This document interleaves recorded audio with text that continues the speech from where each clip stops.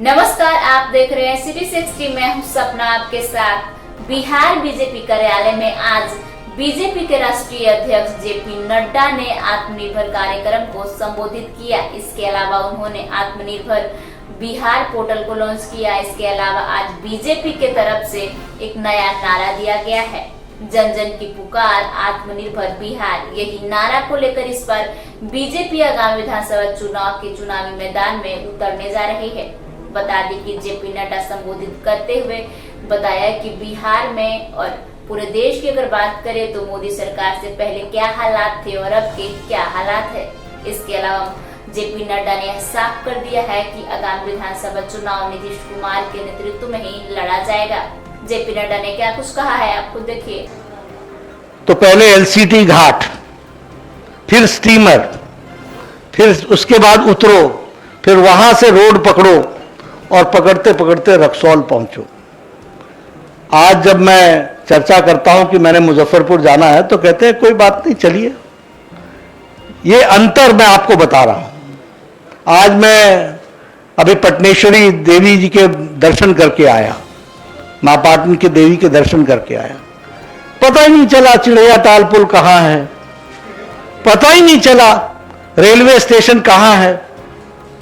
सब चीजों में बदलता हुआ और मिनटों में वहां पहुंच जाना। पहले पटना सिटी जाना मतलब शायद पसीना बहाने के बराबर और आधा दिन बर्बाद करने के बराबर होता था।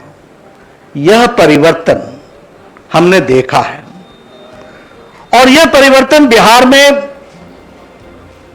जदयू और बीजेपी की सरकार के माध्यम से आया। लेकिन भारत की संस्कृति में और भारतीय राजनीतिक परिवेश में एक बहुत बड़ा परिवर्तन राजनीतिक संस्कृति का 2014 के बाद आया है। इसको हमको समझना चाहिए। 2014 के पहले नेताओं का वक्तव्य क्या होता था? हम देखेंगे, हम सोचेंगे, हम करने का प्रयास करेंगे, हम कर नहीं पा रहे हैं।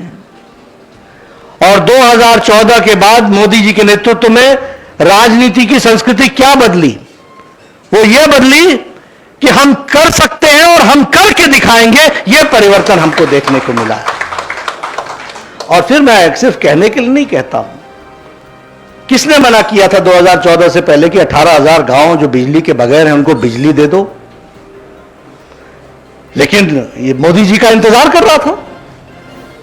किसने कहा था कि 2.5 करोड़ लोग बिना बिजली के घरों में रहते हैं, उनको बिजली प्रदान करो?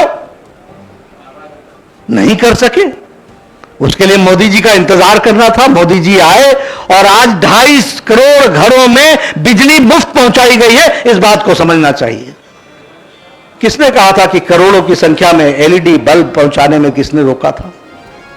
किसने कहा था कि 8 करोड़ बहनों के घर में चूल्हा ना जलने की स्थिति पैदा हो और लकड़ी का ईंधन जलाए, वहां गैस का चूल्हा पहुंचाओ?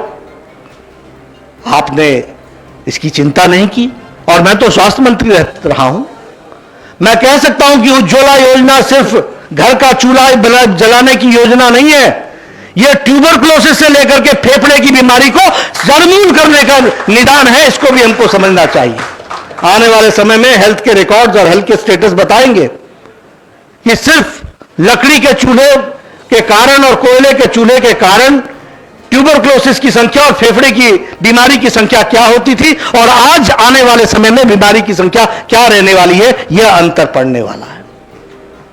किसने मना किया था कि देश के लगभग 40% आबादी, 55 करोड़ की जनता को 5 लाख रुपए का हेल्थ कवरेज गरीब लोगों को देने के लिए किसने रोका था? और मोदी जी के आने के बाद यह कैसे संभव हुआ? ताजा अपडेट देखने के लिए जुड़े रहिए सिटी 60 के साथ। हमारे चैनल को सब्सक्राइब करें, वीडियो को लाइक करें और शेयर करना ना भूलें।